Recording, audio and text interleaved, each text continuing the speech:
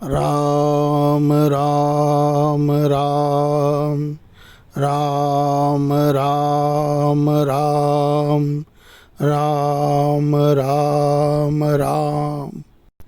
पराकृतं मद्बन्धं परं ब्रह्म नराकृति सौंदर्य सार सर्वसं वंदे नंदात्मजं महा। प्रपन्न पारिजाताय तोतवेते कपणाय ज्ञान मुद्राय कृष्णाय गीता मृतदुहे नमः।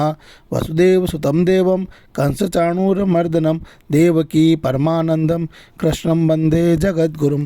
वंशी विभूषितकरार नवनीरिदाभात पीतांबरा तरुणबिंब फलाधरोष्ठात् पूर्णेन्दु सुंदर मुखादरविंद नेत्रात् कृष्णात् परम किमपि तत्त्वमहं न जाने। एकम शास्त्रम देवकी पुत्र गीत में को देवो देवकी पुत्र एव एको मंत्रस्तस्य नामानि यानि कर्माप्यकम तस्य देवस्य सेवा। गजाननं भूतगणाधिसेवितं कपितजम्बो फलचारुभक्षणं उमासुतं शोकविनाशकारकं नमामि विघ्नेश्वरपादपङ्कजम्।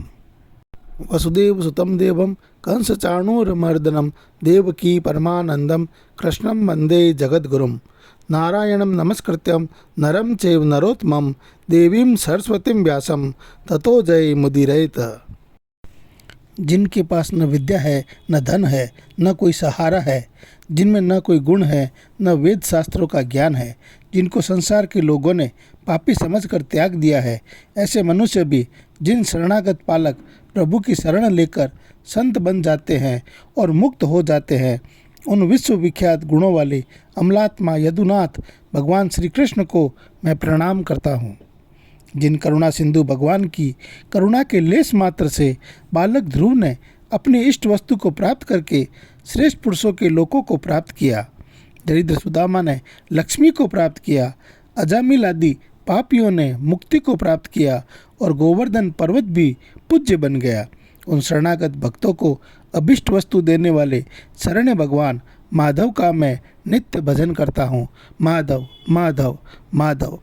जो वसुदेव जी के पुत्र दिव्य रूपधारी कंस एवं चाणूर का नाश करने वाले और देवकी जी के लिए परम आनंद स्वरूप है, उन जगत गुरु भगवान श्री कृष्ण की मैं वंदना करता हूँ। भगवान श्री कृष्ण और मनुष्यों में श्रेष्ठ अर्जुन को तथा सरस्वती और वेद व्यास जी को नमस्कार करके फिर महाभारत का कथन करना चाहिए। सज्जनों, मेरा गीता जी के अंदर 12वें अध्याय का 13वां और 14वां श्लोक ऐसा है जिसके कारण से मैं गीता जी में प्रवेश कर पाया। इस दो श्लोक 13वां और 14वां श्लोक जो है 12वें अध्याय का, वह इतना आकर्षक है कि इसके कारण से मैंने पूरी गीता को पढ़ा। आप भी इस दो श्लोकों की व्याख्या को पहले सुने और आपको अच्छा लगे तो इस किताब को पूरा पढ़ें। 12वें अध्याय के 13वें और 14वें श्लोक में सिद्ध भक्त के लक्षण बताए गए हैं। सज्जनों, ये वे गुण हैं जो अगर हमारे अंदर आ जाए तो फिर हमें भगवान के पीछे नहीं दौड़ना पड़ेगा, बल्कि हमारी खोज करते हुए भगवान हमारे पीछे दौड़ेंगे। तो जैसे शादी होती है तो उसके अंदर पंडित जी कहते हैं कि कम से कम 36 में से 16 गुण मिलने चाहिए, लेकिन भगवान तो कहते हैं कि मैंने जो सिद्ध भक्तों के लक्षण बताए हैं, अगर उनमें से एक भी लक्षण आप में परिलक्षित हो जाए तो फिर भगवान आपके पीछे पीछे दौड़ेंगे। तो सज्जनों, इन पहले गुणों को सुनना चाहिए कि वो गुण कौन से हैं। इन गुणों में से कोई भी एक गुण जो आपको सबसे सरल लगे उसको अपना ले। अगर एक गुण भी आपने अपना लिया तो भगवान आपके पीछे पीछे दौड़ेंगे, आपको भगवान के पीछे दौड़ने की ज़रूरत नहीं रहेगी। नारायण नारायण नारायण नारायण। तो अब हम 12वें अध्याय का 13वां और 14वां श्लोक शुरू करते हैं। अद्वेष्टा सर्वभूतानां मैत्रः करुणा एव च निर्ममो निरहंकार समदुःख सुख क्षमी संतुष्ट सततं योगी यतात्मा दृढ़ निश्चय मय अर्पित मन बुद्धि यो मद्भक्त समे प्रियः। अद्वेष्टा सर्वभूतानां मैत्रः करुणा एव च निर्ममो निरहंकारः समदुःख सुख क्षमी संतुष्टः सततं योगी यतात्मा दृढ़ निश्चयः मय अर्पित मनोर्बुद्धिर यो मद्भक्त समे प्रियः। सब प्राणियों में द्वेष भाव से रहित और मित्र भाव वाला तथा दयालु और ममता रहित, अहंकार रहित, सुख दुख की प्राप्ति में सम, क्षमाशील, निरंतर संतुष्ट, योगी, शरीर को वश में किए हुए, दृढ़ निश्चय वाला, मुझ में अर्पित मन बुद्धि वाला जो मेरा भक्त है वह मुझे प्रिय है। भगवान कहते हैं कि इन लक्षणों वाला व्यक्ति मुझे पसंद है। अब व्याख्या सुनते हैं। अद्वेष्टा सर्वभूतानाम, अनिष्ट करने वालों के दो भेद हैं। इष्ट की प्राप्ति में अर्थात धन, मान, बड़ाई, आदर, सत्कार आदि की प्राप्ति में बाधा पैदा करने वाले, और अनिष्ट पदार्थ, क्रिया, व्यक्ति, घटना आदि से संयोग कराने वाले।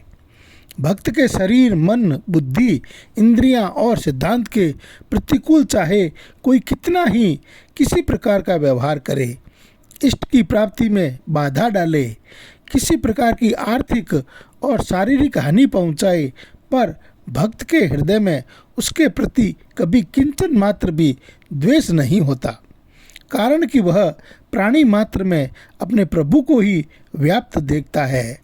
ऐसी स्थिति में वह विरोध करे तो किससे करे। निज प्रभु में देख ही जगत के ही सन करहि विरोध।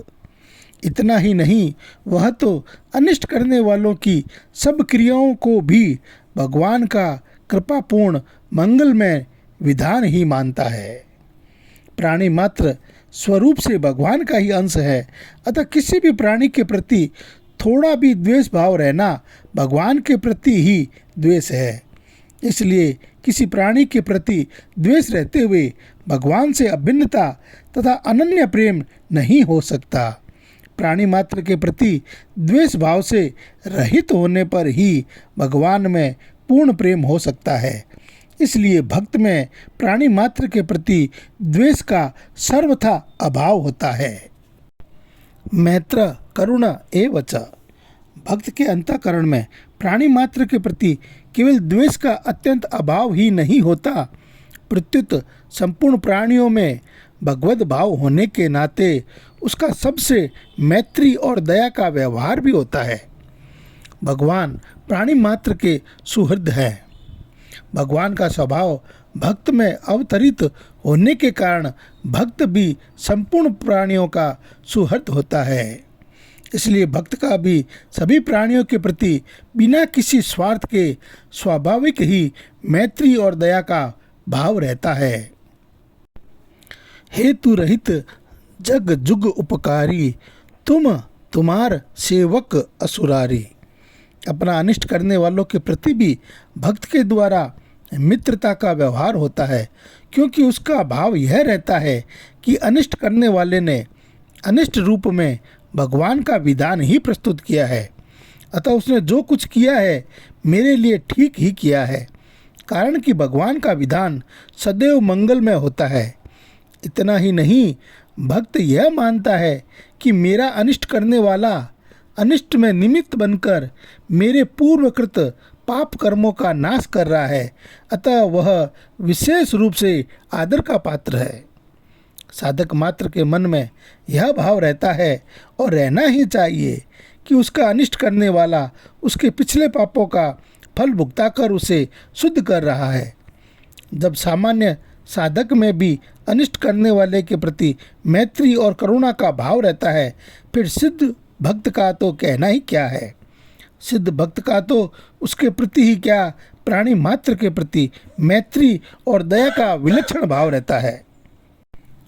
पातंजल योग दर्शन में चित्त शुद्धि के 4 हेतु बताए गए हैं। सुखियों के प्रति मैत्री, दुखियों के प्रति करुणा, पुण्यात्माओं के प्रति मुदिता प्रसन्नता और पापात्माओं के प्रति उपेक्षा के भाव से चित्त में निर्मलता आती है।